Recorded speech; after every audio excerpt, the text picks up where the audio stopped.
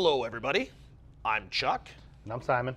And we're here at Baldwin Filters today, and we're going to talk a little bit about fuel-water separation.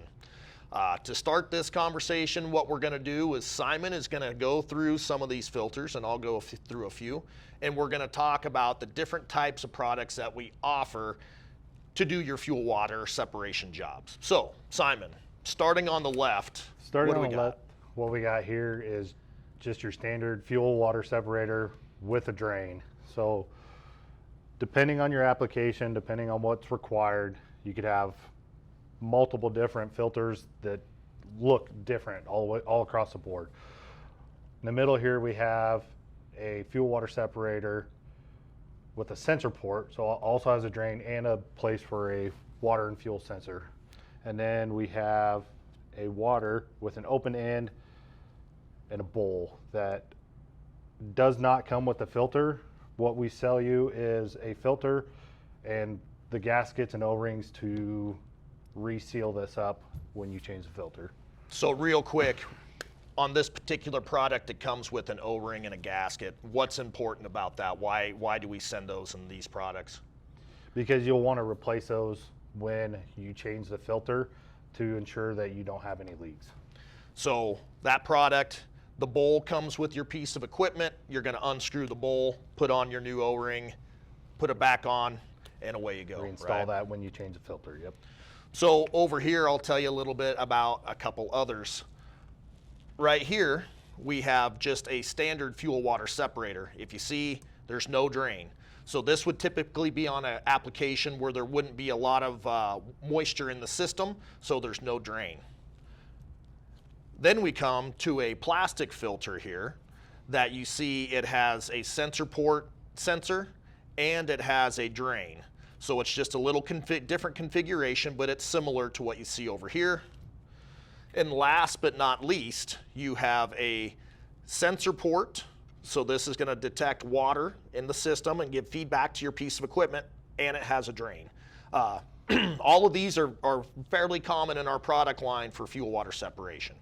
So while we're talking about this, Simon, let's just do a little install here. Can you grab one of these products and just walk us through the pictograms and how it goes on the header? So to start, you're gonna, after you remove your filter at the service interval, you're gonna wanna clean that filter header before installation. So on this filter, the pictogram, step 2 would be to pre-fill, and then lubing the gasket before installation. So is there any tricks to pre-filling? We talk about this a lot. Can you tell everybody the trick to pre-filling? Yeah, so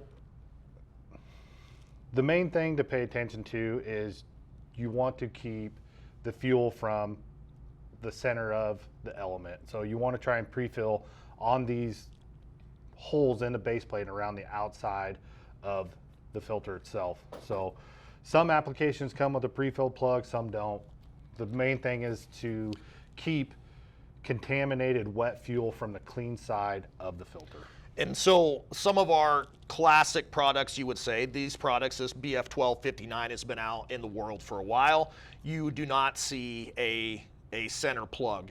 And this is a new Cummins application filter.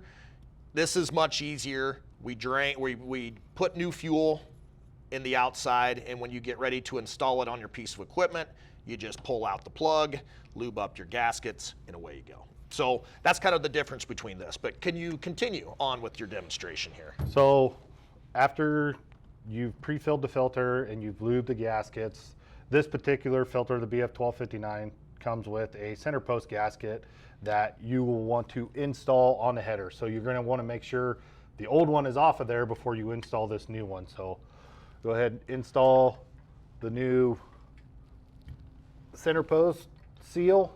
So can you tell me right now what happens if I leave the old one on there? You're not going to get a good seal, and it's going to leak. And it's just potentially the filter will not tighten up all the way. It's going to leak. It's just, you need to be careful that the old gasket comes off with the old filter and that you remove that center O-ring. Seal. Yep. Then after that, go ahead and thread on your filter. And this particular filter calls for a full turn after gasket contact when you do that install. So right there was gasket contact on the header, and you're going to go ahead and rotate it a full turn past gasket contact. And Simon knows that because all of these instructions to put these on are on these pictograms that you see right here on the side of the filter. So we try to make it very plain for everybody to be able to read that and then do a proper install of these products. Yep. And in the event that you do need to use a filter wrench like the other videos before, we're going to ask you to try to get that filter wrench up as close to the fuel header and the top of the filter as you possibly can when you're going to go ahead and tighten that down with a filter wrench. Filter wrenches sometimes are a necessary evil that we don't like. You can, if you're not careful, you could damage these filters. You could do all kinds of bad things to them. So use them very cautiously, only if you need to, right? Right.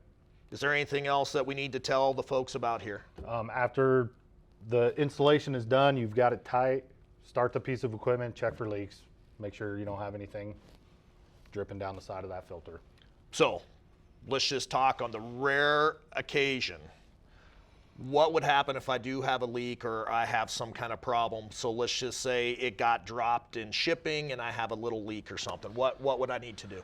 Go ahead and remove that filter, take it back to your place where you purchased it and exchange it for a different one. Okay. Yeah. So we do not recommend using a damaged filter at all. That's the bottom line there. So that was a quick little overview of our fuel water separation products. I hope this is helpful, and we will see you next time.